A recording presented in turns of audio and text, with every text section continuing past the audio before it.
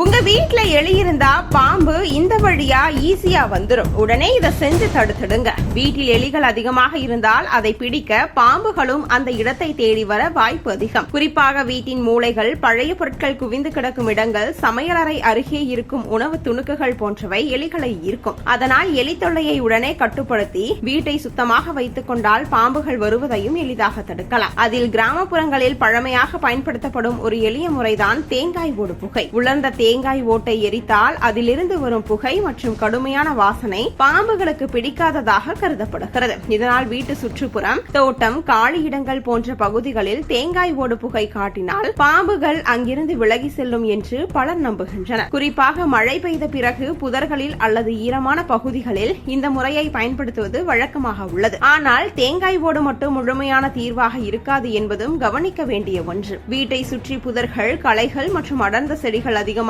வளரவிடக்கூடாது. இவை பாம்புகள் மறைந்து இருப்பதற்கு ஏற்ற இடமாக மாறிவிடும். அதேபோல் பழைய மரக்கட்டைகள், கற்கள், உடைந்த பொருட்கள், குப்பைகள் போன்றவற்றை வீட்டருகே குவித்து வைப்பதும் ஆபத்தை அதிகரிக்கும். மேலும் வீட்டில் எலி தொல்லை இருந்தால் பாம்புகள் வர வாய்ப்பு அதிகமாகும். ஏனெனில் பாம்புகள் பெரும்பாலும் எலிகளை வேட்டையாடி உணவாக எடுத்துக் கொள்கின்றன. அதனால் சமையலறை மற்றும் உணவுப் பொருட்கள் இருக்கும் இடங்களை சுத்தமாக வைத்திருப்பது அவசியம். உணவுகளை திறந்த நிலையில் வைக்காமல் மூடி வைப்பது, எலி வலைகள் பயன்படுத்துவது போன்றவை உதவியாக இருக்கும். சில நேரங்களில் வீட்டை சுற்றி போதுமான வெளிச்சம் இருப்பதும் முக்கியமான பாதுகாப்பு முறையாக கருதப்படுகிறது. இருட்டான இடங்கள், ஈரப்பதம் அதிகமாக இருக்கும் மூலைகள் போன்ற பகுதிகளில் பாம்புகள் மறைந்திருக்க வாய்ப்புள்ளது. அதனால் வெளிப்புற மின் விளக்குகளை பயன்படுத்துவது நல்லது. அதேபோல் வீட்டின் சுவர், ஓட்டைகள், கழிவுநீர் குழாய்களின் இடைவெளிகள், கதவுகளின் அடிப்பகுதி திறப்புகள் போன்றவற்றை சரி செய்து அடைத்து வைத்தால் பாம்புகள் உள்ளே நுழையும் அபாயம் குறையும். மழைக்காலங்களில் இந்த விஷயத்தில் கூடுதல் கவனம் தேவை என கூறப்படுகிறது. தோட்டம் அல்லது வயல்வெளி பகுதிகளுக்கு செல்லும் பொழுது செருப்பு அணிவது மிகவும் அவசியம். குறிப்பாக இரவு நேரங்களில் டார்ச் லைட் இல்லாமல் நடக்கக்கூடாது என்றும் அறிவுறுத்தப்படுகிறது. சிலர் வீட்டை சுற்றி வேப்பிலை, கற்பூரம், பூண்டு போன்றவற்றையும் பயன்படுத்துவார்கள். இதற்கான அறிவியல் ஆதாரங்கள் முழுமையாக இல்லாவிட்டாலும் கிராமப்புறங்களில் இவை பாரம்பரிய முறைகளாக தொடர்ந்து பயன்படுத்தப்பட்டு வருகின்றன. பாம்பு வீட்டுக்குள் வந்தால் அதை அடிக்க முயற்சிக்காமல் உடனடியாக வனத்துறை அல்லது பாம்பு பிடிக்கும் நிபுணர்களுக்கு தகவல் தெரிவிப்பதே